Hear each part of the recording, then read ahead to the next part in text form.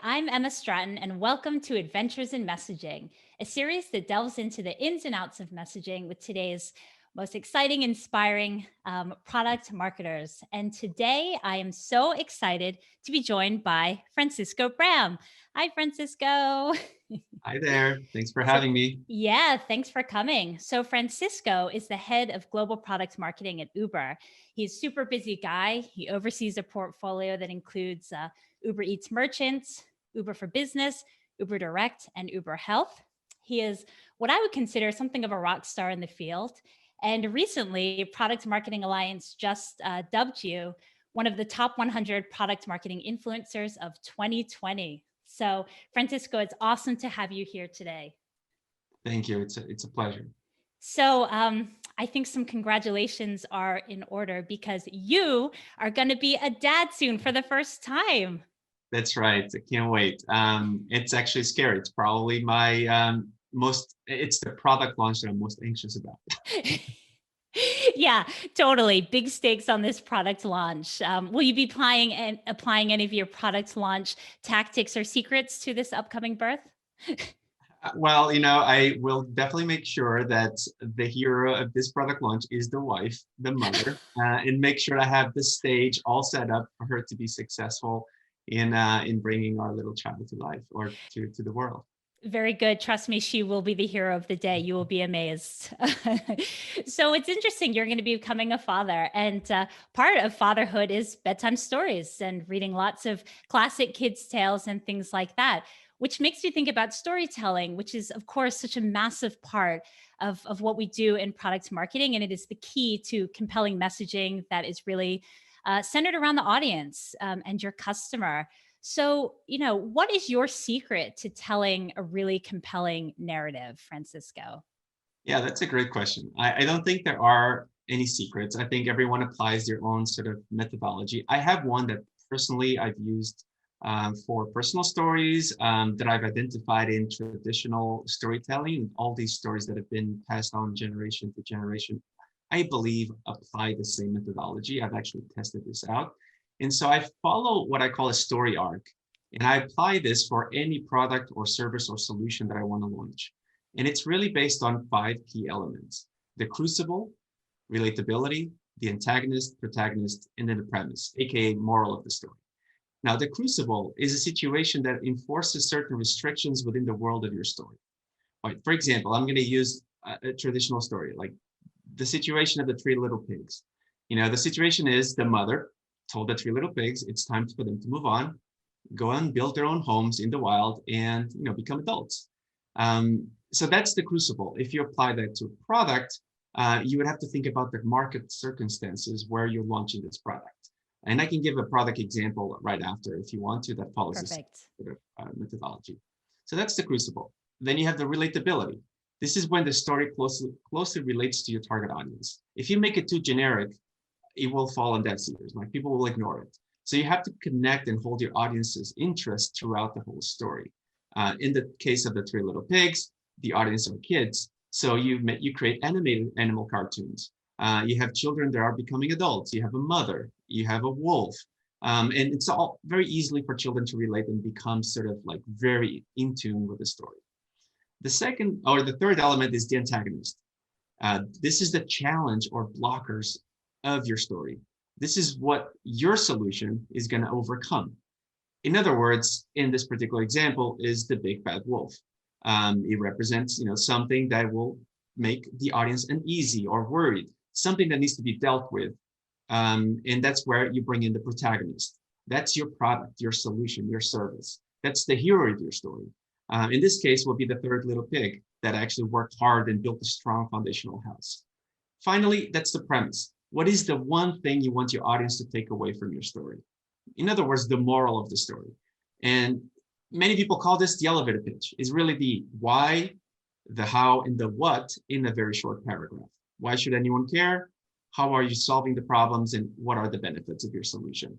So in this particular example, the moral or premise of the story is, if you work hard and you plan ahead of time, you can overcome any potential challenges that come down the line. And that's what the 3rd little pig did. And that's why you, as growing up as a kid, you need to be aware that working hard and planning ahead will help you sort of survive and become sort of very successful in the end.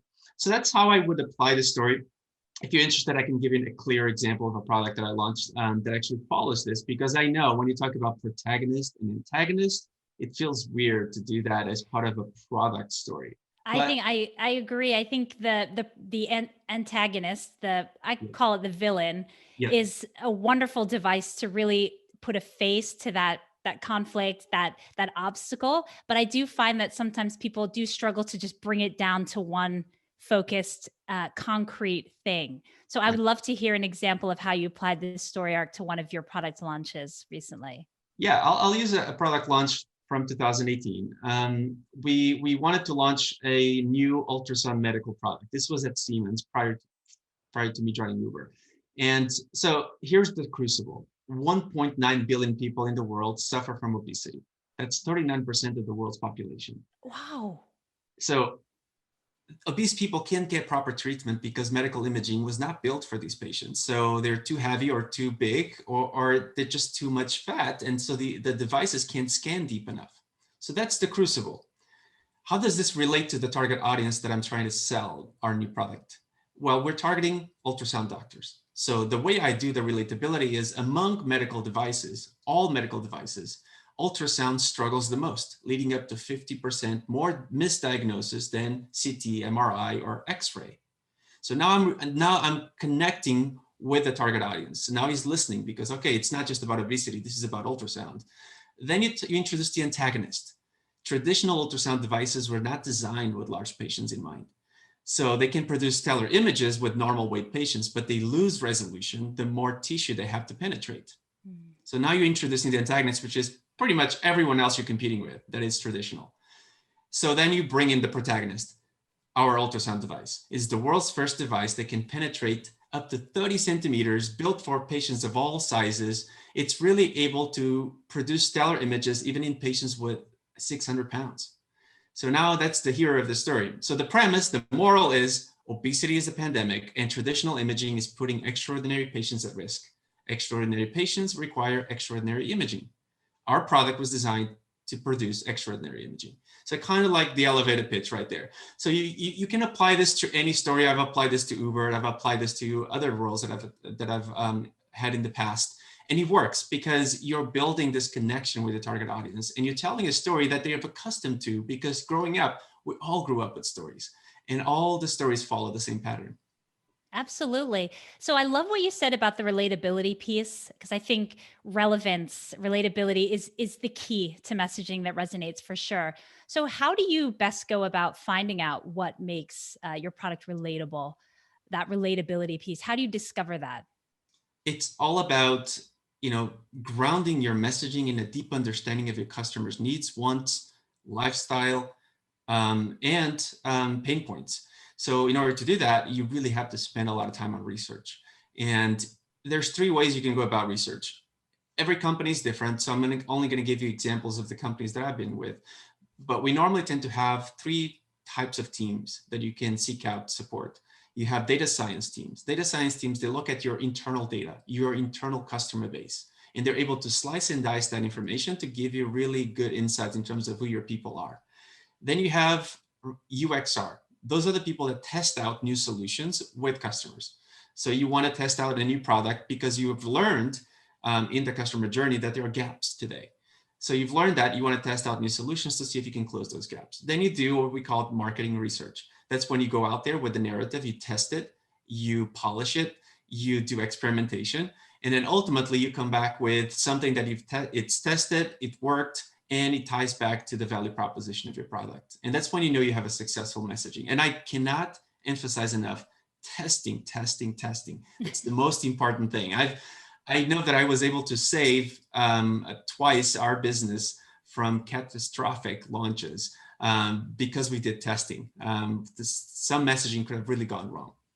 Wow. Okay. So I love this. So you've really, saved a product's bacon by testing and making sure. So are you saying that in the past you've tested things and realized that the messaging flops, and so Yeah, you've gone back to the drawing board?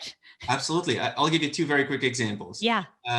It's just because we talked about the ultrasound story, I'll start there. One example there was we actually wanted to start the story by saying there is about 25% of people that get misdiagnosed each year. Mhm. And so we want to build a product that helps reduce misdiagnosis. We tested these with doctors before we launched the product, and they said, no, I never misdiagnosed a patient. Exactly. Of course. And we Yes. forgot to think about that, right? Like, of course, they're never going to admit that they misdiagnosed the patient, even though statistically they do. That's impossible that they don't.